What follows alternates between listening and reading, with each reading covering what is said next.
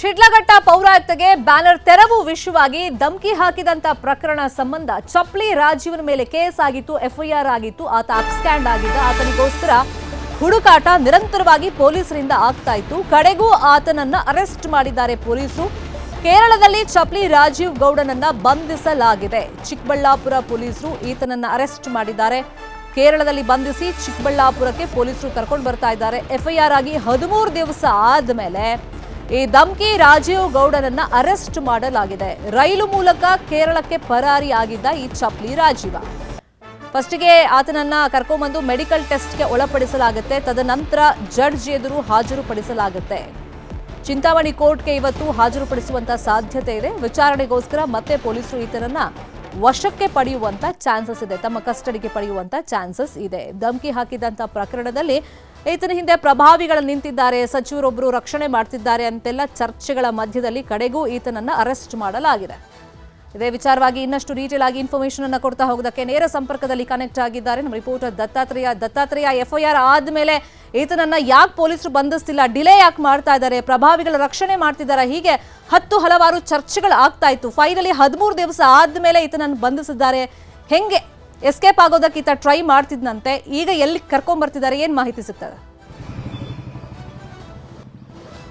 ಶರ್ಮಿತಾ, ಖಂಡಿತವಾಗಿಯೂ ಶಿಡ್ಲಘಟ್ಟ ಪೌರಾಯುಕ್ತೆಗೆ ಧಮಕಿ ಹಾಕಿರುವ ಪ್ರಕರಣಕ್ಕೆ ಸಂಬಂಧಿಸಿದಂತೆ ರಾಜೀವ್ ಗೌಡ ಮೇಲೆ ಎಫ್ಐಆರ್ ಆಗಿ 14 ದಿನ ಇಂದಿಗೆ 14 ದಿನ ನಡೀತಾ ಇದೆ. ಆದ್ರೆ ಇದುವರೆಗೂ ಸಹ ರಾಜೀವ್ ಗೌಡ ಎಲ್ಲಿದ್ದಾರೆ ಎಂಬ ಯಕ್ಷ ಪ್ರಶ್ನೆ ಆಗ್ತಾ ಇತ್ತು. ಆದ್ರೆ ಈಗ ಮಂಗಳೂರಿನಿಂದ ಕೇರಳಗೆ ಹೋಗಿ ಅಲ್ಲಿ ಸಿಕ್ಕಿ ಹಾಕಿಕೊಂಡು ಈಗ ಕೊನೆಗೂ ಸಹ ಪೊಲೀಸರ ಬಂದಿಯಾಗಿರುವಂತಹದ್ದು. ಜೊತೆಗೆ ಈಗ ಕೇರಳದಿಂದ ನೇರವಾಗಿ ಶಿಡ್ಲಘಟ್ಟ ನಗರ ಠಾಣೆಗೆ ಕರೆತರುವಂತಹ ಮಾಹಿತಿಯನ್ನ ಕೊಡ್ತಾ ಇರುವಂತದ್ದು. ಆದ್ರೆ ಇದುವರೆಗೂ ಸಹ ರಾಜೀವ್ ಗೌಡನನ್ನ ಪೊಲೀಸರು ಎಲ್ಲಿ ಇದ್ದಾರೆ, ಇದುವರೆಗೂ ಸಹ ಒಂದು ಅಜ್ಞಾತ ಸ್ಥಳದಲ್ಲೇ ಇಟ್ಟು ಈ ಒಂದು ತನಿಖೆಯನ್ನ ಮಾಡ್ತಾ ಇರುವಂತದ್ದು. ಯಾಕೆ ಪೊಲೀಸರು ಈ ನಡೆ ಬಗ್ಗೆ ಬಹಳಷ್ಟು ರೀತಿಯಾದಂತಹ ಅನುಮಾನಗಳು ಸಹ ವ್ಯಕ್ತವಾಗ್ತಾ ಇರುವಂತದ್ದು. ಯಾಕಂದ್ರೆ ಈಗಾಗಲೇ ರಾಜೀವ್ ಗೌಡ ಬಗ್ಗೆ ಸಾಕಷ್ಟು ರೀತಿಯಾದಂತಹ ಗಮನ ಸೆಳೆದಿತ್ತು. ಸಚಿವರು ಸಹ ಈ ಬಗ್ಗೆ ಒಂದು ರೀತಿಯಾದಂತಹ ಸಾಫ್ಟ್ ಕಾರ್ನ್ ತರ ಹೇಳಿಕೆ ಕೊಟ್ಟಿದ್ರು. ಎಲ್ಲೋ ಒಂದ್ ಕಡೆ KH ಮುನಿಯಪ್ಪನವರೇ ಇವರನ್ನ ರಕ್ಷಣೆ ಮಾಡ್ತಾ ಇದ್ದಾರೆ ಎಂಬ ಪ್ರಶ್ನೆ ಸಾರ್ವಜನಿಕ ವಲಯದಲ್ಲಿ ದೊಡ್ಡ ಮಟ್ಟದಲ್ಲಿ ಚರ್ಚೆ ನಡೀತಾ ಇತ್ತು.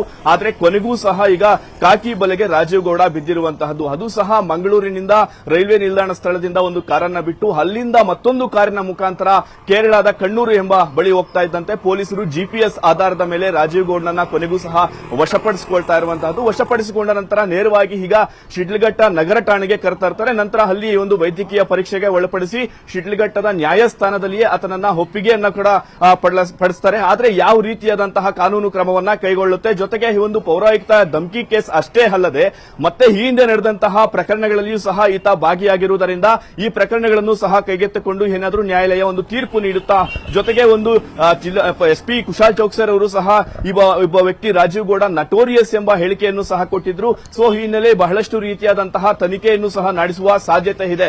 ಆದ್ರೆ ಈಗ ಉನ್ನತ ಮೂಲಗಳ ಪ್ರಕಾರ ನೋಡುವುದಾದ್ರೆ ಆ ರಾಜೀವ್ ಗೌಡ ಎಂಬ ವ್ಯಕ್ತಿ ಈಗಾಗಲೇ ಚಿಕ್ಕಬಳ್ಳಾಪುರದ ಈ ಆಸುಪಾಸಿನಲ್ಲಿ ಪೊಲೀಸರು ಅಜ್ಞಾತ ಸ್ಥಳದಲ್ಲಿ ಇರಿಸಿರುವಂತಹದ್ದು. ನಂತರ ನೇರವಾಗಿ ಒಂದು ಶಿಡ್ಲಘಟ್ಟ ಕೋರ್ಟ್ಗೆ ಒಪ್ಪಿಸಿ ಅಲ್ಲಿಂದ ಒಂದು ಬೇಲ್ ತೆಗೆದುಕೊಂಡು ಸುದ್ದಿಗೋಷ್ಠಿಯನ್ನ ಮಾಡ್ತಾರೆ ಎಂಬ ಮಾಹಿತಿಯನ್ನ ಈಗ ಅವರದೇ ಆದಂತಹ ಬೆಂಬಲಿಗರು ಸಹ ತಿಳಿಸಿರುವಂತದ್ದು.